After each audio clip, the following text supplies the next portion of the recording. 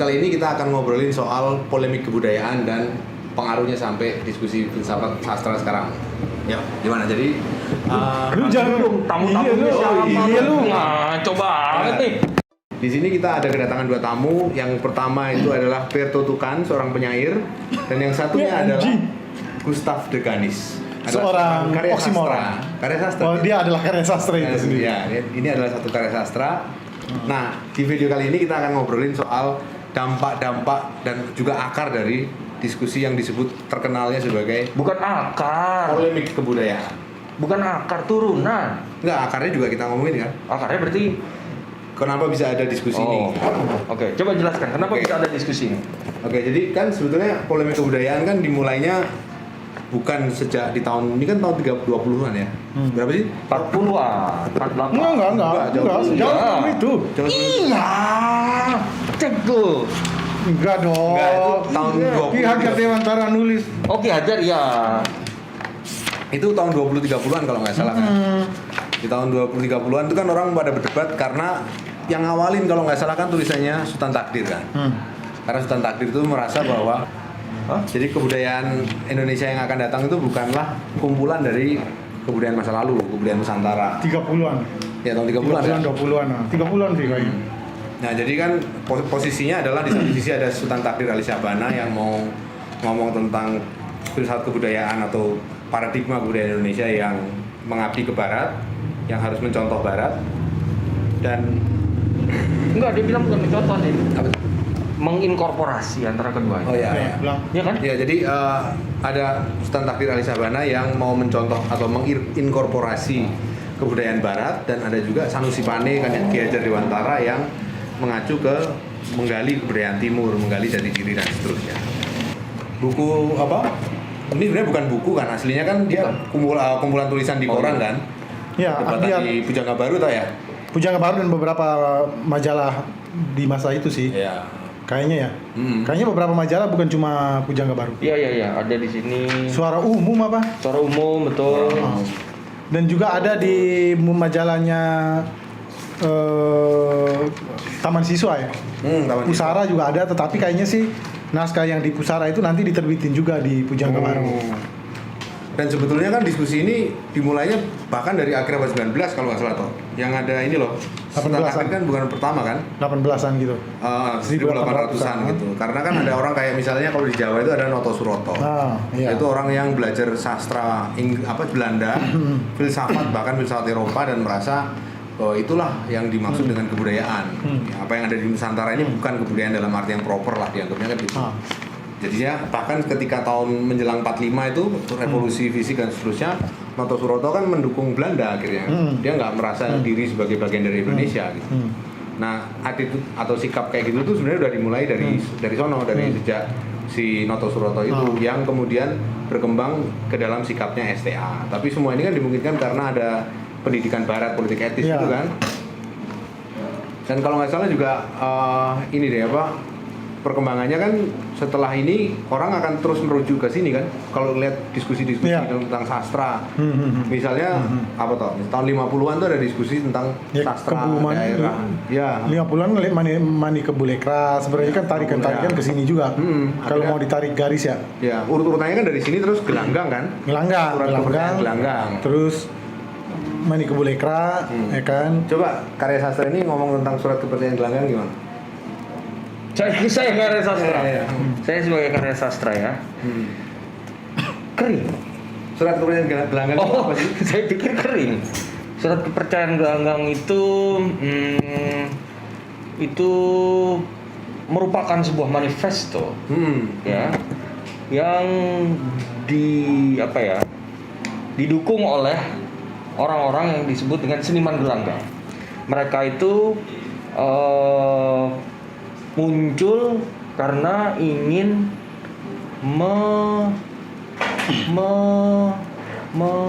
melawan takdir. Sultan Takdir. Makanya kan Maka mereka bikin kumpulan puisi bersama. tiga menguak Tiga menguak takdir. gitu.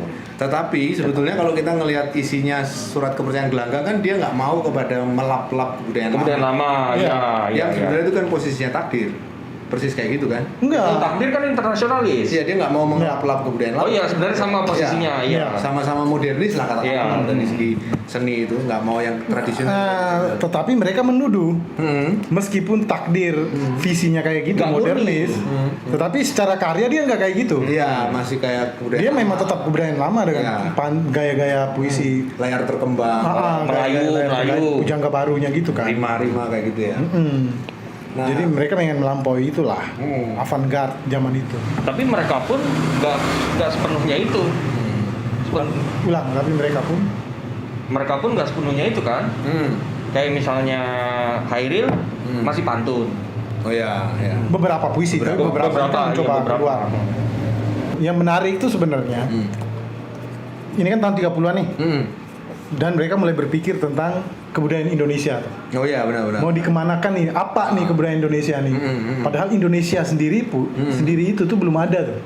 Oh, itu tahun 30 ya? Iya, benar. Kan Indonesia sendiri secara secara resmi dikatakan gitu kan 17 Agustus Ya. 1945 kalau kita mau tarik lebih jauh De sedikit. facto de jure, tapi sebagai konsep di orang-orang ini pasti udah ada. Iya. Udah konsep segala macam udah Iya. Ya konsep sih dari tahun itu 1800-an Ya. itu.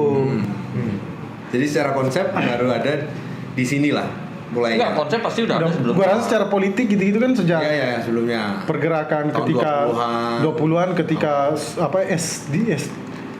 ST sosial berubah nama jadi bahasa Indonesia, Oh, pakai iya, nama iya, bahasa iya. Indonesia Oh, dan SKPD menggunakan itu. Indonesia itu loh. Itu kan udah ada SKPD? imajinasi ke arah situ kan. ISDV. ISDV. SKP. Nah, Itu itu. berubah itu udah mulai ada konsep itu. Cuma baru konsep kebudayaannya baru di Baru di zaman-zaman mereka Jabarkan inilah di sini, mungkin juga sebelum ya itu Ya, zaman Noto era-era Suroto itu. segala macam. Cuma karena ini ada sebuah ini kan dikumpulkan tahun 48. Artinya pasti ada kebutuhan tuh. Ya. Kenapa dikumpulin? Artinya kan enggak pas, berarti ini kan ketika kebanyakan ini ditulis berarti zaman Jepang kan? Ya. enggak. Sebelum Jadi Jepang enggak, malah. Tahun 38 Jepang udah ada malah. Ya, aduh, Enggak, Jo. lu belajar sejarah Indonesia. Gustav de Ganis. Sastra Lu Indonesia. tolong belajar sejarah. yang 43 ya, salah. Iya, tolong. Nah, jadi 8 tahun apa tuh ya? 1938 ya tahun-tahun ini masih ya udah mulai ada Volksstraat gitu-gitu. Oh, iya. Udah mulai ada pribumi diberi tempat dalam menentukan nasib. Karena ada wakil-wakilnya, makanya ada Dr. Stomo di sana. Ini ada Dr. Stomo juga nih. Ada. Di dalam buku ini. Dr. Stomo mewakili dari Surabaya. Ada Husni Tamrin untuk Ya. Batavia gitu-gitu. Bahkan Purbacaraka pun Purbacaraka. ikutan, ada nih, ahli sastra Jawa itu. Jadi maksud gua perdebatan itu udah ada tuh sejak 1800-an mungkin dalam politik segala macam ada, tapi kebudayaan juga mungkin udah sejak dari itu ya. 1800-1900-an awal, tetapi yang kita perlu periksa apa yang ada di benak si Ahdiat Kami Harja ini ketika di tahun 1945 setelah itu, setelah 45, 48. ya 48, dia mulai mengumpulkan ini untuk dibukukan. Apa keperluannya? Apa keperluan dia gitu. Nah itu yang penting tuh menurut gua. Karena kan konteksnya kan dia membukukan ini nggak berapa lama setelah Indonesia merdeka ya. Jadi kan kalau bisa mengira-ngira kan bisa aja dia ada kebutuhan untuk merumuskan kebudayaan Indonesia. Sehingga ada perdebatan-perdebatan seperti itu, barangkali di masa itu Ahdiat langsung ini sebenarnya kita sudah melakukan ini dan jadi kumpulin, terbitlah sebagai buku gitu. Dan ini nggak berhenti di sini sebenarnya toh. Kan kalau lu ingat tahun 90-an awal ya, itu ada lagi debat kayak gini. Yang kemudian dibukukan oleh siapa? Tebel banget. Isinya adalah meneruskan perdebatan tentang ini. Banyak banget yang ikut, ada mulai dari Afrizal pun ikut. Afrizal, ini yang Gunawan ini Muhammad dan apa? seterusnya. Apa? Desa kota itu. Bukan beda lagi. Bukan. Ini hampir berbarengan sama waktu polemik sastra Maksasai, Pram itu loh, hadiah Maksasai. Di era-era itu. Jadi ini selalu menjadi rujukan untuk orang ngomongin dasar-dasar kebudayaan Indonesia gitu.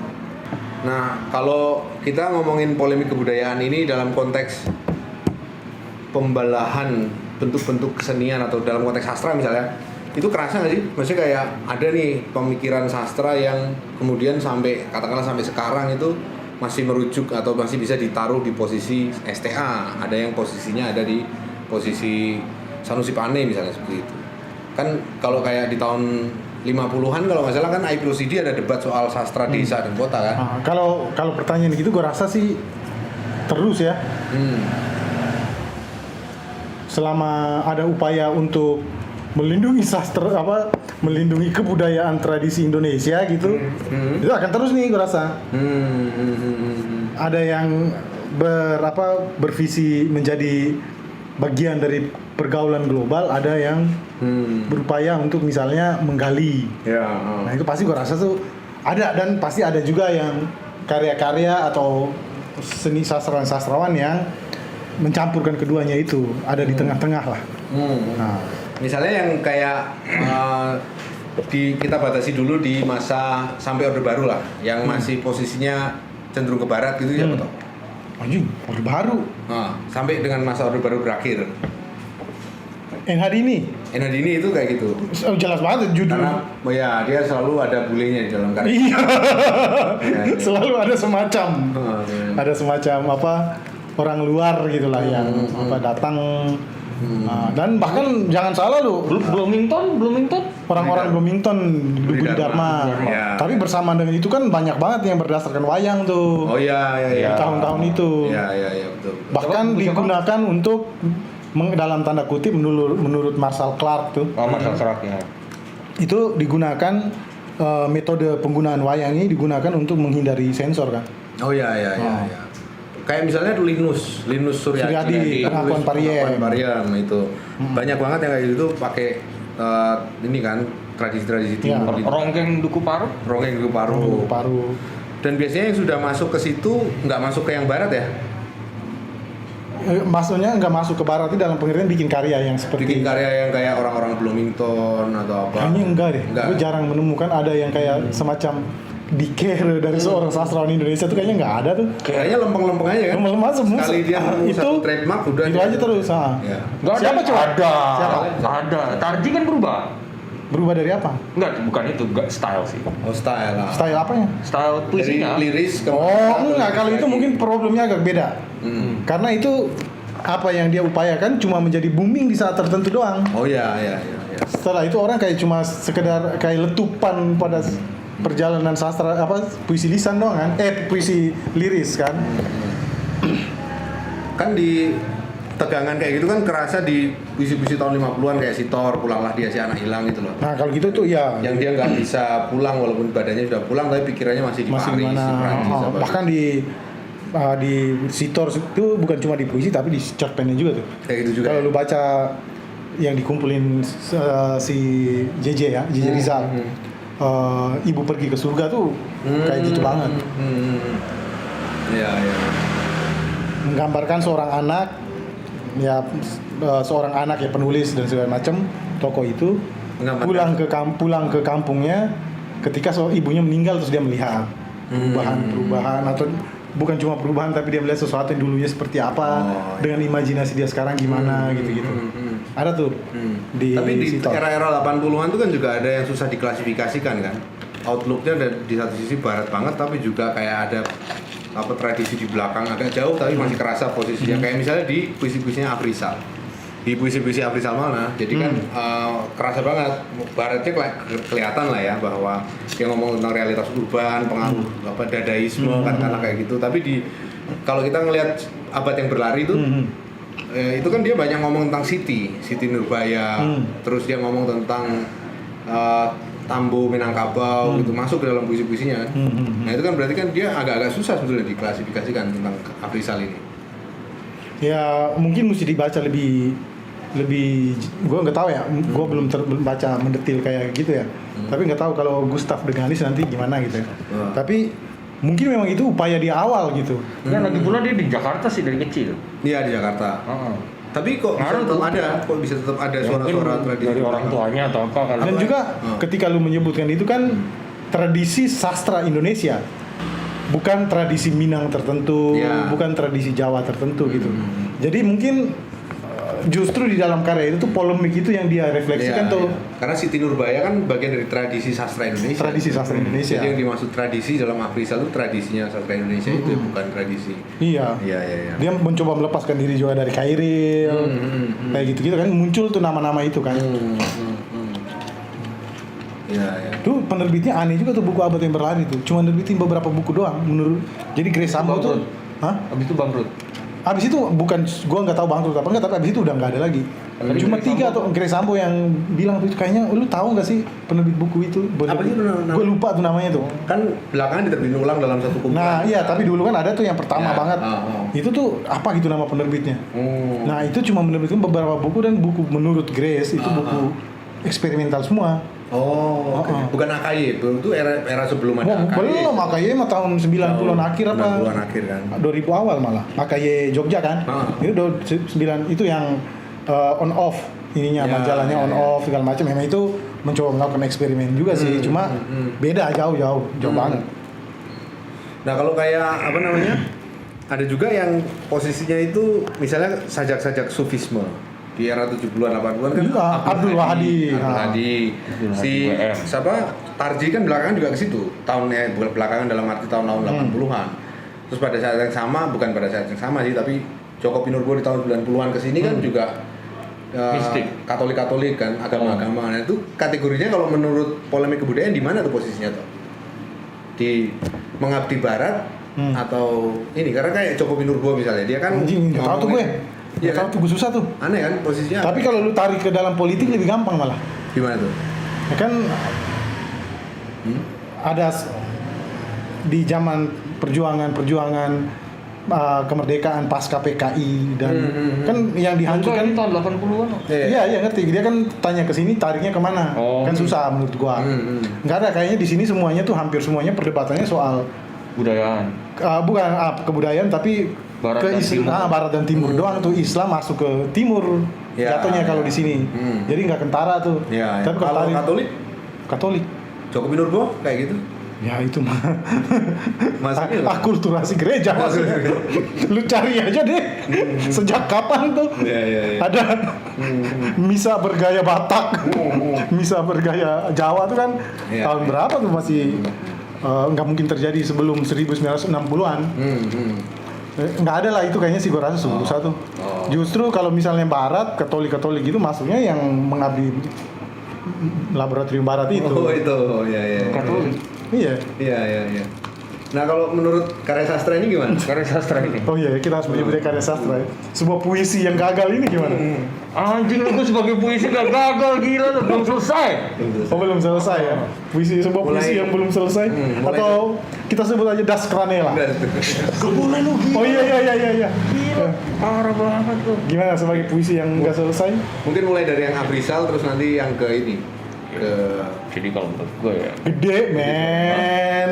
itu kurang ya. Ya itulah Kurang. kalau suara palsu kayak Oh, gitu, iya. suara pasti jadi kecil. Afrizal gimana? ya pendapat lu tentang tadi posisi Afrizal yang posisinya di tradisi atau di STA atau apa, dan juga nanti hubungannya dengan yang susah diklasifikasikan. Kalau gue nggak tahu ya, kalau menurut gue sih dia merasa bahwa dia tidak di dalam sastra Indonesia kan. Cuma aneh ya, gimana caranya lu bisa berada di luar sastra Indonesia gitu. Meskipun mau di barat, mau di timur gitu, kayak di sini polemik kebudayaan gitu ya. Lanjut dong. Meskipun Karya sastra. bagus. Meskipun misalkan dia berkiblat ke barat atau berkiblat ke timur, tapi dua-duanya tetap sastra Indonesia ada di sini. Oh iya. Oke, berkiblat ke barat atau timur. Berkiblat ke barat, timur, dua-duanya tapi tetap ada di sini. Nah jadi maksudnya sekalipun si Afrizal tadi itu ada di, misalkan dia merasa tidak dalam sastra Indonesia, sedangkan dia itu memasukkan elemen-elemen barat, misalkan kayak dadaisme atau apa gitu ya, tetap masuk ke sini. Masuk ke STA maksudnya? Masuk ke, oh iyalah kalau dalam apa genealoginya ya ke sana. Kalau gue rasa itu bukan problem ya dok. Karya sastra ya. Sebuah puisi ini ya. Itu menurut gue nggak. Ya tetap aja dia ke barat, mau menggali barat, melepaskan seluruhnya Indonesia, melepaskan seluruh tradisi lama, melap-melap tradisi lama, ataupun dia tetap melap-melap tradisi lama demi kebudayaan yang sekarang itu tetap di Indonesia, itu nggak ada problem. Ya memang, tapi kan tadi pertanyaan dianya merasa bahwa dia tidak bekerja dalam sastra Indonesia toh. Maksud gue tadi ngomong kayak gitu. Tapi kan dia ngakui sendiri di periode abad yang berlari itu dia merasa jejak sastra Indonesia kuat sekali di situ. Awal-awalnya ya? Iya, di buku pertama itu kan, buku pertama dia kan. Nah, jadi dalam arti itu kan tradisinya ya tadi mungkin yang dibilang Berto itu ya, tradisi sastra Indonesia itu. Tetap situ. Nah, kalau misalnya kita perluas lagi nggak hanya dalam konteks Orde Baru, kita merambah ke sabar dulu deh, tapi balik lagi dulu tadi. Yang mana? Menurut gua yang kalau misalnya ngelihat di polemik kebudayaan tadi kayak sastra sufi segala macam memang nggak bisa ditemukan tuh. Iya. Agak sulit kita temukan ya. Ke dalam polemik di masa ini. Nah, mesti dicek lagi apakah kenapa seperti itu gitu. Tetapi atau jangan-jangan seperti juga sastra-sastra zaman sekarang ya. Misalnya yang menjadi polemik kebudayaan ini adalah geng-geng yang berada di pusaran majalah Pujangga Baru. Artinya kan di situ ada kuratorial tertentu tuh. Ya. Editorial toh. Oh ya, editorial enggak di sini. Ya, editorial tertentu. Ada semacam editorial tertentu yang mungkin tidak memasukkan karya-karya sastra atau perdebatan-perdebatan yang tidak ada di dalam lingkar editor dia. Termasuk tadi yang sufi apa. Karena kan zaman itu tuh Adi Negoro tuh udah punya majalah sendiri tuh. Tentang keislaman gitu yang itu enggak ada sastranya juga, ada rubrik sastranya. Nah, itu nggak masuk. Panjebar Semangat ada rubrik sastra loh. Nah, itu nggak ada kan pasti di sini. Jadi semacam avant-garde jadi semacam mereka yang mungkin menganggap diri avant-garde di zaman itu berdebat sesama mereka dan tidak memasukkan anasir-anasir tertentu memasukkan kelompok-kelompok lain di luar dia. Sama seperti misalnya kalau zaman masa sekarang gitu, kita ngecek sebuah buku atau sebuah apa ya, kita bisa cari contoh ya. Katakanlah kritik sastra Indonesia gitu misalnya, kumpulan kritik sastra Indonesia. Apakah kritik-kritik yang ada di dalam FLP masuk juga? Enggak kan? Gitu sih. Walaupun kalau aku ingat-ingat lagi di sini kan ada si Sanusi Pane yang ngomongin tentang Arjuna yang bertapa. Nah, dalam arti tertentu itu motif tentang Arjuna yang bertapa itu kan Arjuna Wiwaha maksudnya kan. Itu kan motif sentral dalam sastra kejawen dan pengaruh kayak si Ki Hajar itu kan kuat kan gitu kan. Dan menurut salah seorang sejarawan bernama Sulaiman Harahap kan juga si Ki Hajar Dewantara ini kan juga terpengaruh oleh gerakan sufisme kejawen. Jadi dalam arti itu bisa dilacak ke Sanusi Pane mungkin toh. Iya bisa, cuma maksud gua tadi maksud gua bukan kalau di situ sih iya ya mereka akan kayak Ki Hajar, Sanusi Pane gitu dengan teosofi. Itu kan memang sebuah isu yang dan juga sebuah tema yang cukup gede di zaman itu kan. Nah, tapi maksud gua tadi tuh lebih ke apakah dia melibatkan juga perdebatan-perdebatan seputar kebudayaan Indonesia itu apa, kebudayaan Jawa itu apa di dalam konteks majalah-majalah misalnya Panjebar Semangat. Majalah yang tadi Adi Negoro punya judulnya apa gitu kan. Dan di sini juga kalau ketika orang ngomong timur yang diomongin itu sebagai timur atau Nusantara itu cuma Jawa sama Sumatera kan. Cuma dua itu kan? Dua itu. Yang lain-lain enggak diomongin tuh ya. Padahal kan padahal ada LK Bolang di situ. Ada di sini. Enggak, LK Bolang di dalam konteks Pujangga Baru. Oh iya. Di dalam lingkar ini juga. Sebenarnya ada dia Manado kan. Habib Yasin. Iya, benar Gorontalo kan. Meskipun sebagai masih anak baru ya. Terus kayak LK Bohang toh. Ya LK Bohang. Itu tadi ngomong apa? Bolang. Bocah petualang gitu. LK Bohang ya. Tapi perdebatan itu nggak sampai di situ. Dan mungkin dan juga mesti barangkali itu bersamaan dengan imajinasi tentang Indonesianya mereka sih. Oh iya. Soekarno aja imajinasi Indonesianya ketika datang ke semacam bukan ya ND tetapi semacam ke Mamujunya kawan saat ini kan. Gitu loh. Jadi nggak aneh juga. Bukan nggak aneh juga ya memang secara kalau kita ngelihat yang gedenya juga memang keadaannya kayak gitu yang memang cacatnya di situ kan. Nah terus juga kayak Lekra Manikebu, itu kan juga posisinya agak susah. Manikebu jelas dia posisinya agak barat, tapi kan Lekra juga nggak sepenuhnya timur kan, dia juga ada realisme sosialis yang Soviet gitu kan. Ya tapi barat timurnya kalau digituin banget kan gimana tuh? Iya. Menurut puisi Indonesia gimana? Menurut Yang saya belum selesai ya. ya nulis aja lah. Ngelis aja. Enggak, itu gue juga tahu, nggak usah dengerin lu ngomong. Oh gitu. Jadi gimana? Nah, ini kan kita membedah. Nggak apa-apa terusin kalau ini. Kita membedah apa yang ada di dalam karya yang ditulis aja itu gitu. Oh. Ya. Apa Yang tadi? tulis aja lah. Lekra Lekra Manikebu, kan Manikebu kan asalnya di Gelanggang. Oh. Gelanggang kan tetap aja posisinya di STA kan. Ini ya Nah sementara Lekra kan ditampilkan kontra. Lekra itu ditampilkan sebagai posisi yang timur, tapi kan dia bukan timur juga. Walaupun dia banyak mengangkat nyanyian-nyanyian tradisi dan seterusnya, diolah lagi jadi calon arang dan seterusnya, itu motif-motif tradisi, tapi kan prinsip bekerja secara artistiknya kan Soviet. Berarti mungkin bukan barat atau timur kali. Tapi mungkin barat dan nasional. Mungkin lebih tepat. Karena kalau hanya barat dan timur ya tadi contohnya ya tadi Lekra itu misalnya. Atau mesti membedakan bentuk dan isi.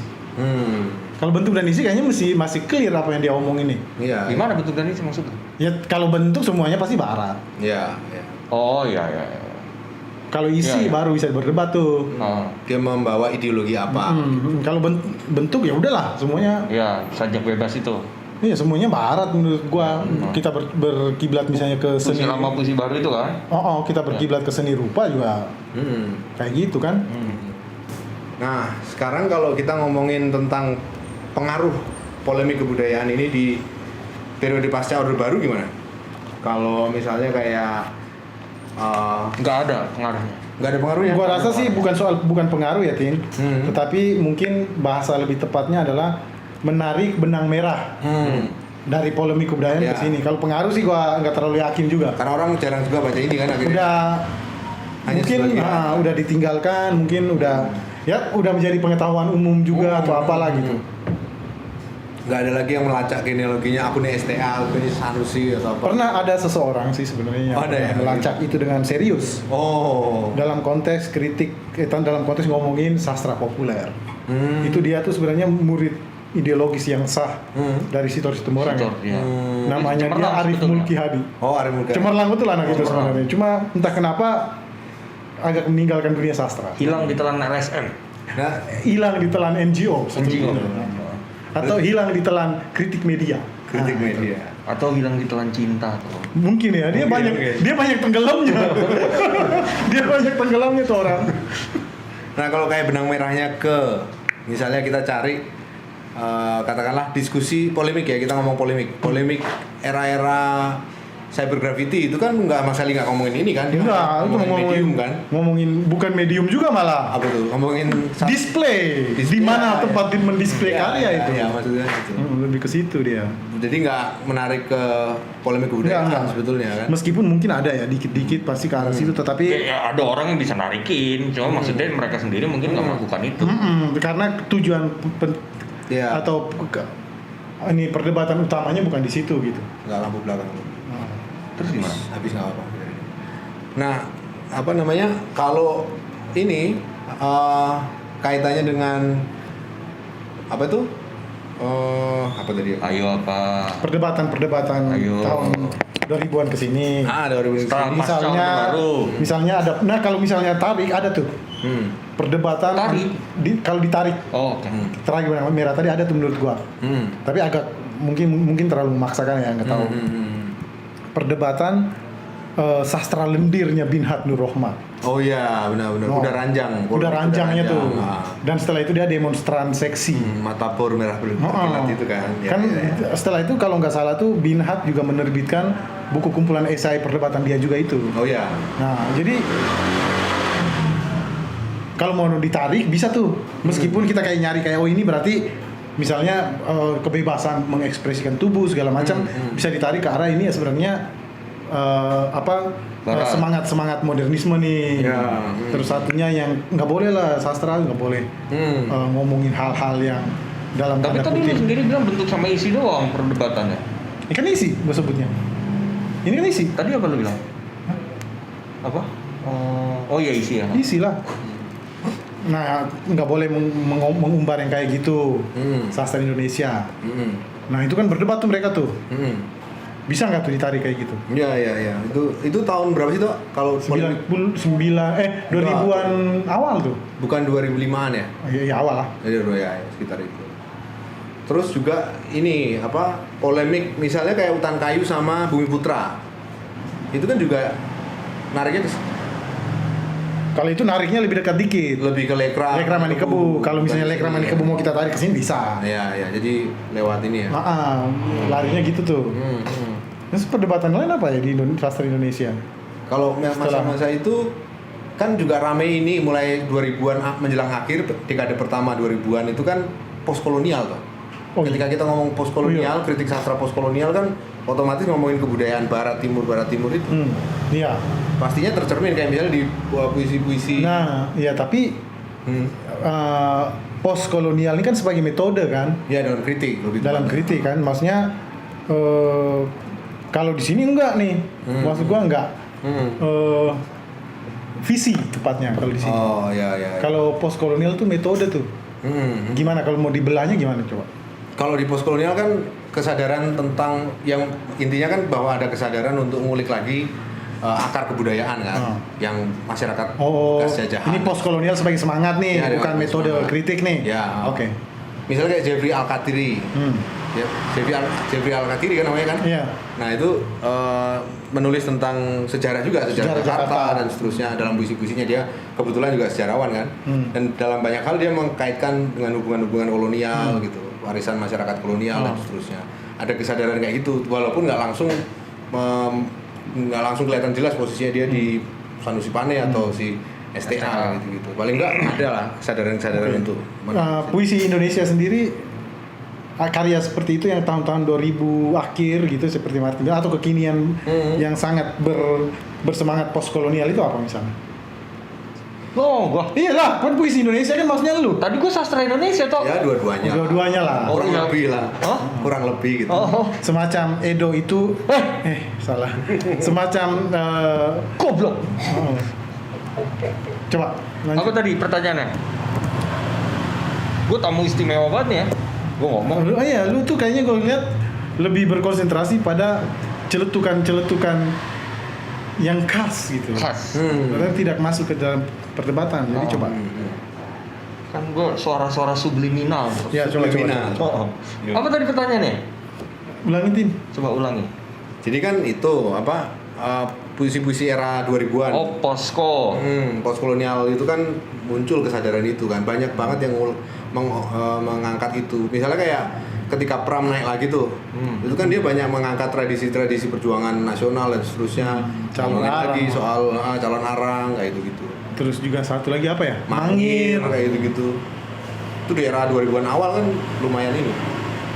Jadi Kalau karya-karya kesini banget nih, Nah, kalau lu ngelihat gimana karya-karya sastra Indonesia ini? sejauh yang lu baca yang nggak Ya. perlu disclaimer bahwa gue jarang baca sastra Indonesia, nggak perlu. Ya yang dari sedikit itu aja. Ya. Terutama 2010 ke sini. 2010 ke sini apakah postkolonial apa gimana? Nggak ada yang bisa ditarik ke masalah-masalah polemik kebudayaan nggak sih? Ya kalau itu Posisi mah barat. ada lah. Ya, yang kelihatan outlooknya barat banget. Ada lah itu. Misalnya kayak biar gue yang ngomong ya, lu anjing banget. Coba. Biar gua Misalnya yang gimana? Yang barat banget, yang timur banget gitu. Mungkin terutama sekarang ya, jadi makin kuat juga karena kita udah nggak ngomongin lagi itu lokal, kesadarannya tuh Global lokal. Dan itu terutama mungkin ya setelah munculnya internet ya tahun 90-an itu dan semakin cepatnya dia berkembang. Dulu tuh kita masih pakai internet 3T itu, tak pernah denger nggak? 1T, 3T gitu. Sekarang kita udah tertinggal, terluar, terdepan itu. betul. Kan? Sekarang kita udah. Tukar tempat itu, Tin. Lu sini, gue sini. Kenapa? Pengen aja. Oh boleh, gue juga dong. Enggak, lu situ aja tetap. Lu tetap. Hah, kenapa? Nggak apa-apa. Gila aja menarik. Udah mulai politik. Terus itu tadi gimana? Gue ngomong ke siapa nih? Nah, ya gitu, semakin cepat internet, terus mulai banyak terbuka apa?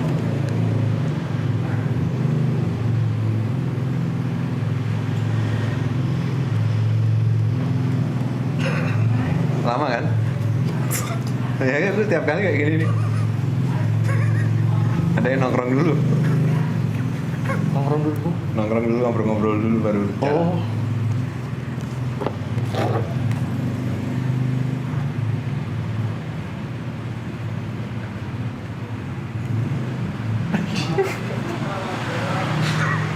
Ntar malaman dikit ada ini loh, jualan es. Jualan es malam-malam? ting gitu. Sekoteng kali. Iya, sekoteng. Bukan es itu. Bukan es. Terus Ya, jadi gimana? Yang Ya. karya-karya 2000-an gitu.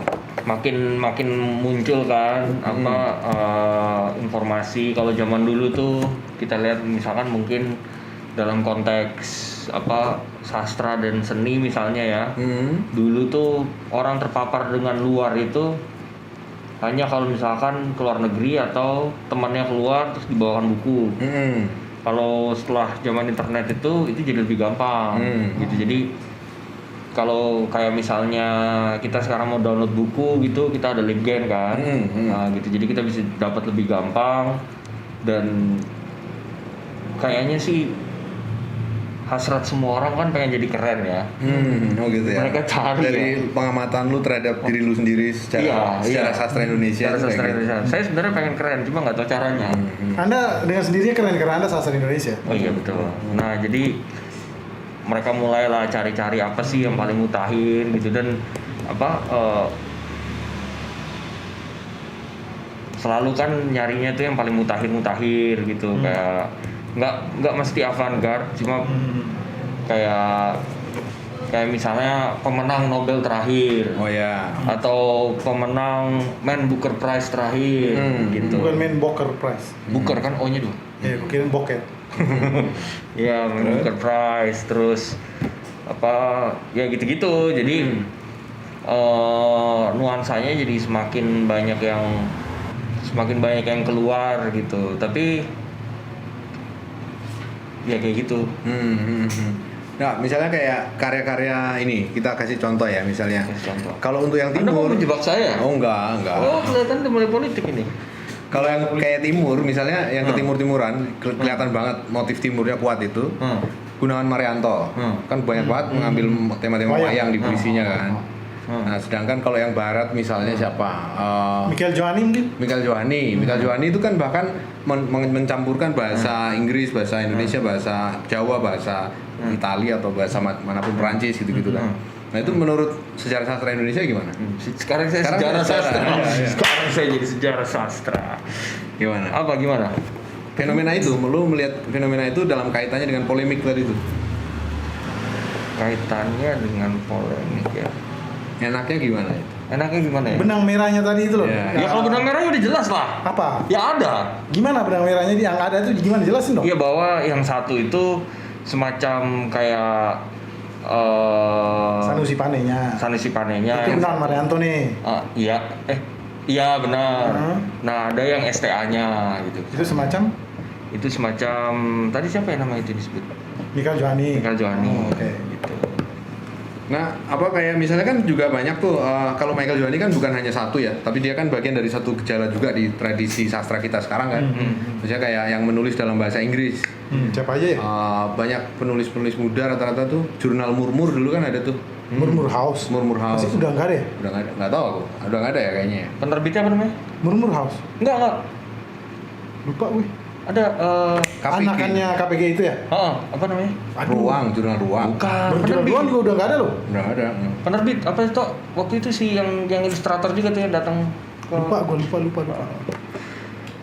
apa sih namanya itu? Gimana? Ya kayak gitu tuh gimana? Maksudnya? Fenomena itu. Lu mau bacanya gimana? Kan banyak tuh yang udah bahkan menulis dalam bahasa Inggris gitu. Apakah Anda sebagai sastra Indonesia merasa itu bagian dari diri Anda gitu? Oh bagian. Tetap bagian karena saya sebagai sastra Indonesia ya. Saya tuh nggak kecil. Oh, gede ya? Gede. Oke. Saya itu nggak kecil, jadi saya bisa mengakomodir siapapun. Dan saya sebagai sastra Indonesia bukan tempat saya untuk bilang bahwa ini kamu bukan, ini kamu iya. Karena saya sebagai sesuatu yang besar bisa merangkul semuanya. Gitu. Termasuk Shakespeare. Oh bukan. Oh, bukan. Jadi bagaimana Anda sebagai sastra Indonesia mendefinisikan diri Anda kalau gitu? Oh, saya tidak mendefinisikan. Jika Anda harus mendefinisikan diri Anda, Nggak bisa. kenapa? Karena saya kan post factum. Saya didefinisikan oleh penyusun saya. Jadi bukan saya yang mendefinisikan. Kamu sebagai sastrawan ada di dalam saya, kamu juga. Kalau begitu begini, apa yang Anda harapkan jika orang mendefinisikan Anda? Saya tidak punya harapan. Saya lesat dalam Anda, saya lesat dalam Anda. Gimana saya bisa punya harapan? Tapi tadi dibilang Shakespeare bukan bagian dari Anda. Berarti Anda membuat batas. Loh enggak, di situ kan ada Indonesia. Oh.